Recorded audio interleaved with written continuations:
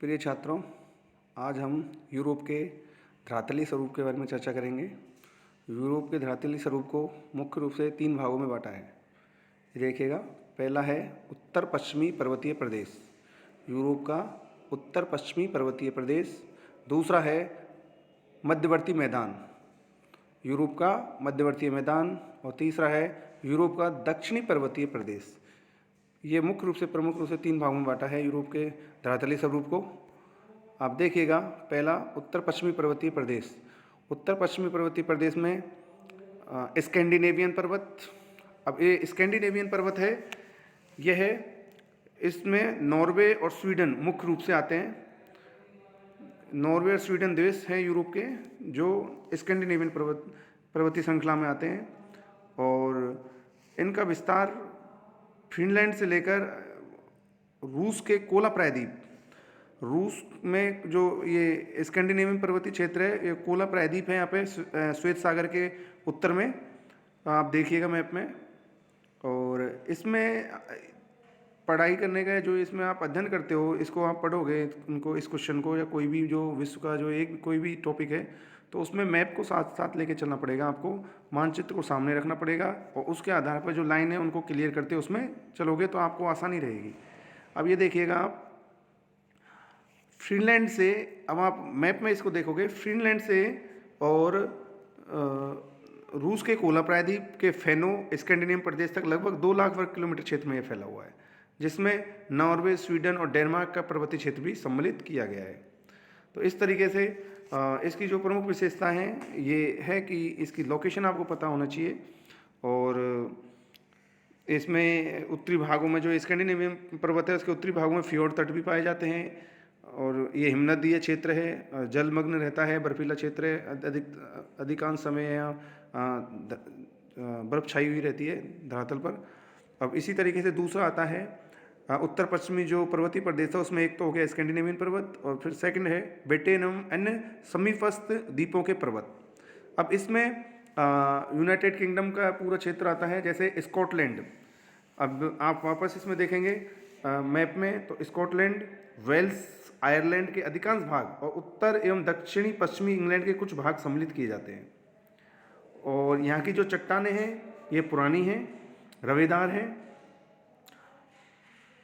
पिनाइन और स्कॉटलैंड की उच्च भूमि प्राचीन रवेदार चट्टानों के प्रभाव से घिसकर नीचे हो गई है। ये क्षेत्र क्या हो गया है, घिसकर नीचे हो गया है। और कुछ जो पहाड़ी नुमा क्षेत्र हैं वो भी घिसकर क्या हो गई हैं, चट्टानें नीची हो गई हैं। और ये कटा फटा क्षेत्र है, वेल्स का जो स्कॉटिश पर्वतों के भाग है जो बहुत ऊंचे नीचे और कटे फटे वाले क्षेत्र हैं। तो ये इनकी कुछ विशेषता हैं, तो आप इस मैप में देख के इसका अध्ययन करेंगे तो काफ़ी आसानी रहेगी। तो ये है उत्तर पश्चिमी पर्वतीय प्रदेश। और इसी के अंतर्गत जब अब दूसरा टॉपिक है, जो पहला अपना क्लियर हो गया उत्तर पश्चिमी पर्वतीय प्रदेश के बारे में, तो अब आता है यूरोप का मध्यवर्ती मैदान। तो यूरोप के मध्यवर्ती मैदान में आप देखिएगा कौन कौन से क्षेत्र आते हैं। यूरोप के पश्चिम से पूरब की ओर फैला हुआ है, ठीक है, किधर फैला हुआ है, पश्चिम से पूरब की ओर। मैप में देखोगे, प्राकृतिक मैप देखोगे यूरोप का, तो उसमें यूरोप का, उत्तर यूरोप का मैदान लिखा हुआ है। तो आप देखिएगा रूस। अब राजनीतिक जो मानचित्र है उसमें आप यूरोप का जो राजनीतिक मानचित्र है उसमें आप उनके देशों के नाम देखोगे कि यहाँ पे कौन कौन से देश पाए जाते हैं। जैसे रूस है, रूस का यानी कि पूर्वी भाग, पश्चिमी भाग, सॉरी, रूस का पश्चिमी भाग, बाल्टिक देश। अब बाल्टिक देशों में क्या है, जो बाल्टिक सागर है उसके जो तटवर्ती क्षेत्र हैं वो बाल्टिक देश हो गए। उत्तरी जर्मनी भी इसमें आता है, और दक्षिणी स्वीडन, डेनमार्क, हॉलैंड जिसको नीदरलैंड भी कहते हैं, बेल्जियम, उत्तरी फ्रांस तथा दक्षिणी पूर्वी इंग्लैंड, ये क्षेत्र है जो यूरोप का मध्यवर्ती मैदान कहलाता है। इस मैदान को 2 भागों में बांटा गया है। रूसी प्लेटफॉर्म, जिसे प्रिपेट का मार्ग का पूरी भाग रूसी प्लेटफॉर्म कहलाता है। यह चपटा और समतल है तथा स्थलाकृति कैसी है, पठारनुमा है। इसका ढलान किधर है, उत्तर से दक्षिण की।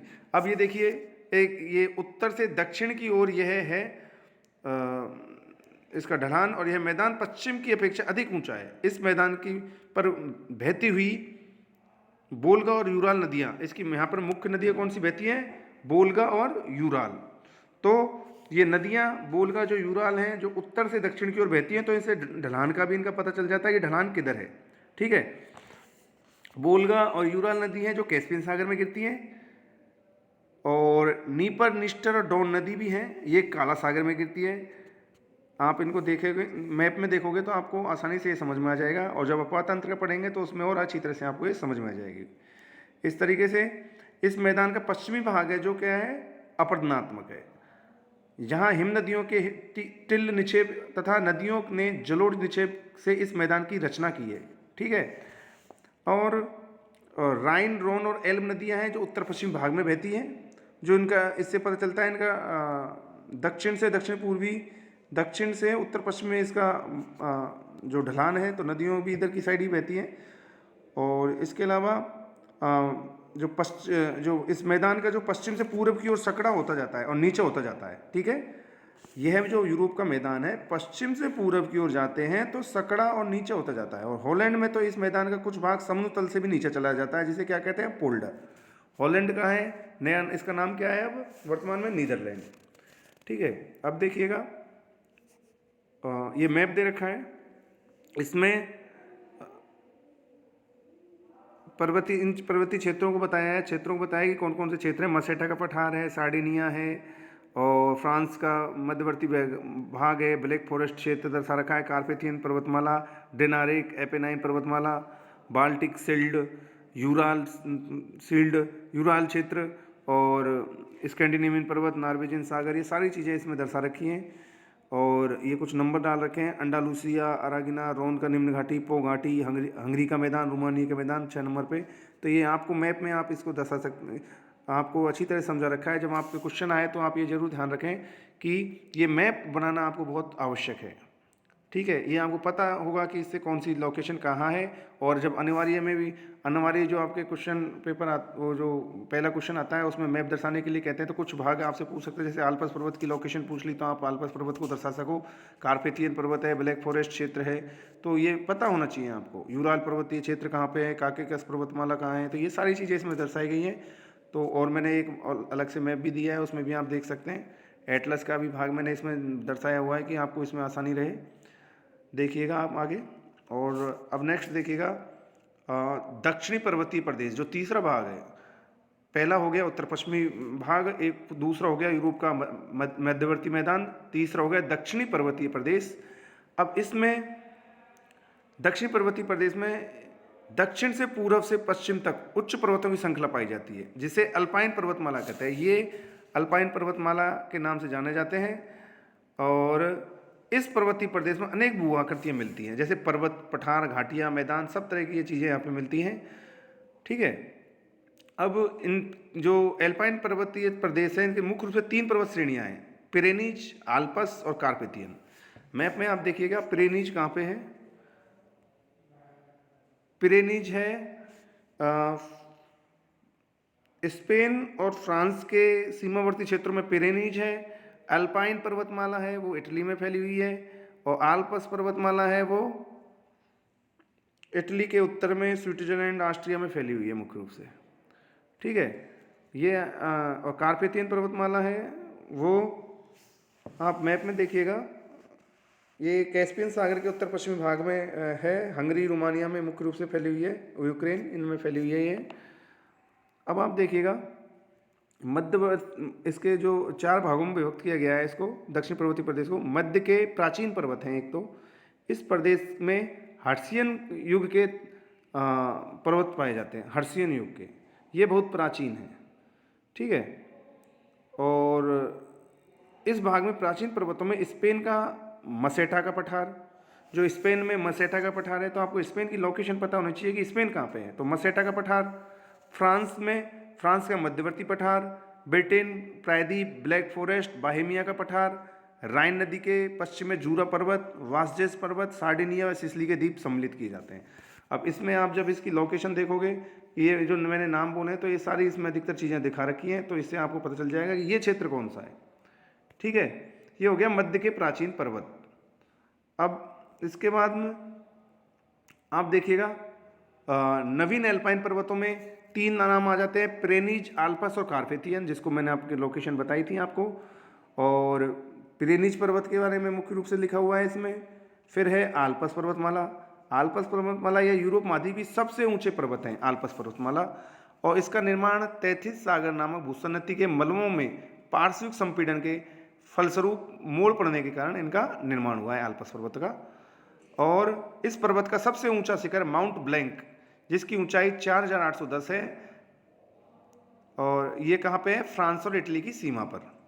ठीक है, आल्प्स पर्वत को 4 भागों में बांटा गया है। फ्रांस के आल्प्स पर्वत, स्विट्जरलैंड के आल्प्स पर्वत, या स्विट्जरलैंड में इसको जूरा पर्वत भी कहते हैं, प्रिंस आल्प्स और हेबोरियन आल्प्स, या दक्षिण के पिनाइन आल्प्स। ये पर्वत भूमध्य रेखा उत्तर ध्रुव के ठीक मध्य में स्थित है। ठीक है, अब इनमें काफ़ी आल्प्स पर्वत है, इनमें हिमानी नदियों के झीलें, लटकती घाटियाँ आदि मनोरंजक दृश्य दृष्टिगोचर होते हैं। प्राकृतिक सौंदर्य के लिए ये आल्प्स पर्वत बहुत विख्यात है। स्विट्जरलैंड विश्व का स्वर्ग कहा जाने वाला सौंदर्य, सुहावनी जलवायु वाला शीतकालीन खेलों में भाग लेने हेतु प्रतिवर्ष यहाँ हजारों सैलानी आते हैं। यूरोप का क्रीड़ा स्थल भी स्विट्जरलैंड को कहा जाता है इसीलिए। अब है कार्पेथियन पर्वत। इन पर्वतों का विस्तार आल्प्स पर्वत के बराबर है, लेकिन इनकी ऊंचाई सामान्य है। ठीक है, अब ये देखिएगा, ये मैप दे रखा है। अब इस मैप में भी काफ़ी चीज़ें दर्शा रखी हैं। देखो, ये नंबर डाल रखे हैं। 1 नंबर पे काकेकस है, तो काकेकस की लोकेशन आपको पता चल जाएगी कहाँ पे है। और इसी तरीके से कार्पेथियन 2 नंबर पे, 3 नंबर पे ट्रांसवेलियन, चौथे नंबर पे है वाल्केनियन, वाल्कन, रोडोपी, छठे पे एपिनियन, 7वें पे डिनारिक पर्वतमाला, तातरी पर्वतमाला, हर्ज, 10 पे हॉस्ट, 11 पे आल्पस, 12 पे वास्जेज, 13 पे जूरा, 14 पे आर्डेनीज, 15 पे सेंट्रल मैसिफ, 16 पे पिरेनीज, 17 पे कैंटाबेरियन, 18 पे सेंट्रल कारिडिलेरा, 19 पे है सियरा मोरेना, जिसको नेवादा भी कहते हैं, सियरा नेवादा, और 20 नंबर पे वेटिकन कार्डिलेरा, 21 में कैम्ब्रियन, 22 में पेनिस, 23 में ग्रैम्पियन, 24 में जोलेन पर्वतमाला, ये देखिएगा उत्तर में नॉर्वे के पास में जोलेन पर्वतमाला है, माउंट एटेना, 26 में स्ट्रम्बोली मेटनहॉट, और 28वें में विसुवियस। अब इसी तरीके से इनके जो सागर हैं, इनके बारे में लोकेशन बता रहे कि ये ABCD में बताई गई है कि अजोब सागर कहाँ है। ये काला सागर के उत्तर में स्थित है। डेन्यूब की खाड़ी, काला सागर में गिरने से पहले जो खाड़ी बनती है डेन्यूब की खाड़ी कहते हैं। मारा सागर, ये काला सागर और एजियन सागर के बीच के मध्य स्थित है मारामुरा सागर। और इसके अलावा आप देखिएगा आयोनियन सागर है, एड्रियाटिक सागर है। एड्रियाटिक सागर है जो कहाँ है, ये इटली के पूर्वी भाग में स्थित है एड्रियाटिक सागर। और टेरेनियन सागर, ये इटली के पश्चिमी भाग में है। लिगुरियन सागर, ये लिगुरियन सागर इटली के उत्तर पूर्वी भाग में स्थित, उत्तर पश्चिमी भाग में स्थित है। लियोन्स की खाड़ी, लॉयंस की खाड़ी, ये फ्रांस के दक्षिण में स्थित है। अब जिब्राल्टर ये स्पेन और अफ्रीका के मध्य स्थित है, जिसमें के भूमध्य सागर और अटलांटिक महासागर आपस में जुड़े हुए हैं।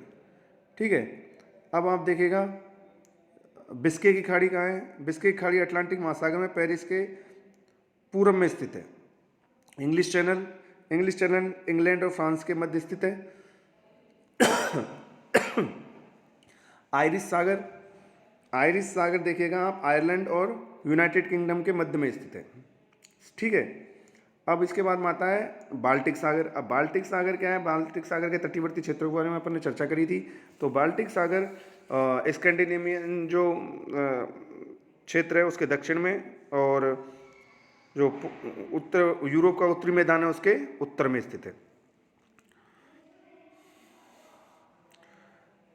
रीगा की खाड़ी, फिनलैंड की खाड़ी, बोथनिया की खाड़ी। अब बोथनिया की खाड़ी भी स्कैंडिनेविया उत्तर में देखोगे बाल्टिक सागर के उत्तर में पड़ती है बोथनिया की खाड़ी, जिसके तटवर्ती क्षेत्र स्वीडन और फिनलैंड है मुख्य रूप से। और श्वेत सागर ये रूस के उत्तर में और फिनलैंड के पूर्व में स्थित है, सुदूर पूर्व में स्थित है। और बेरेंट्स सागर ये भी कोला प्रायद्वीप के उत्तर में स्थित है, जो कोला प्रायद्वीप के बारे में अपन चर्चा कर चुके हैं। तो इस तरीके से कुछ लोकेशन है, इनके बारे में आपसे अनिवार्य क्वेश्चन में पूछा जाता है, और जब बड़ा क्वेश्चन करते हैं तो इनको समझाने के लिए, लैंग्वेज बनाने के लिए भी ज़रूरी है। ठीक है, अब आप देखिएगा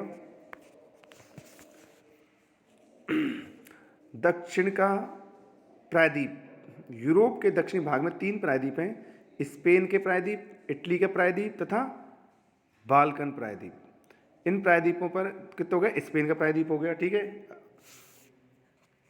स्पेन का प्रायद्वीप हो गया, और दूसरा है इटली का प्रायद्वीप, ठीक है, ये इटली का प्रायद्वीप आप मैप में लोकेशन देख सकते हैं। मैंने कहा था मैप आपके सामने होना चाहिए जब ये आप लें, इसे आप पढ़ो। और बाल्कन प्रायद्वीप ये हो गया जिसमें मुख्य रूप से ग्रीस आता है।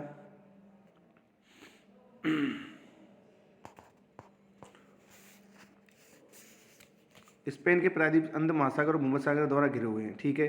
अब जो स्पेन का प्रायद्वीप है ये किस किस से घिरा हुआ है देखिएगा, ये 2 साइड से तो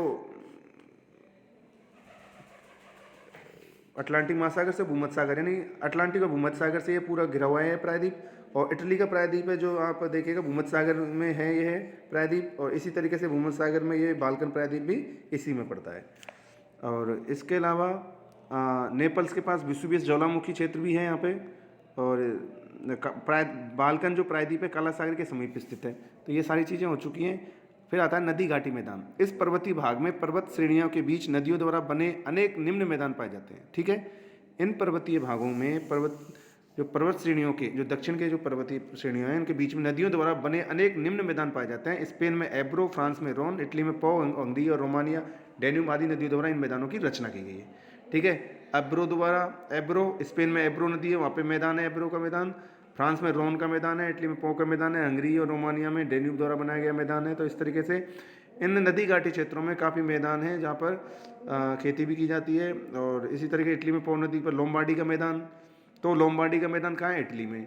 हंगरी और रोमानिया में डेन्यूब नदी का मैदान प्रसिद्ध है, ठीक है। इस तरीके से जो यूरोप का जो धरातली स्वरूप के बारे में अपनी लैंग्वेज मैप के थ्रू जब अगर आपको एक बार ये लैंग्वेज पढ़ोगे और उसको आप इस पे एटलस के थ्रू इसको याद करोगे तो आपको आसानी से याद हो जाएगा, और आपको लोकेशन भी पता होगी। और मैप भूगोल में यही है, अगर आपको ये आता है अच्छी तरह से मैप, तो आप भारत का भूगोल है, राजस्थान का भूगोल है और विश्व का जो भूगोल है, प्रायदेश भूगोल है, इसको आप आसानी से समझ सकते हैं। कोई और आपको समस्या है तो आप मेरे पास आपके फ़ोन नंबर है, आप मेरे से चर्चा करें।